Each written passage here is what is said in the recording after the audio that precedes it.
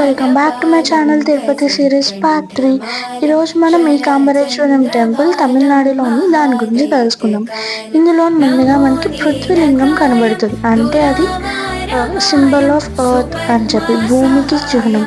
అంటే మనం 5 పంచభూతాలు అంటే 5 లింగాలు ఉన్నాయి కదా, అందులోని ఇక్కడ మనకు కనబడేది భూమి, పృథ్వీలింగం.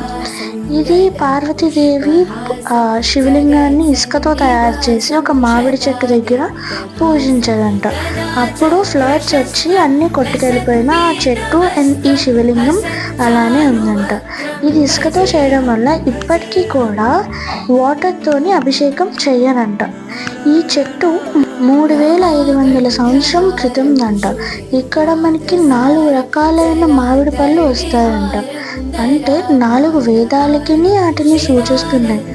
ఓం నమః శివాయ.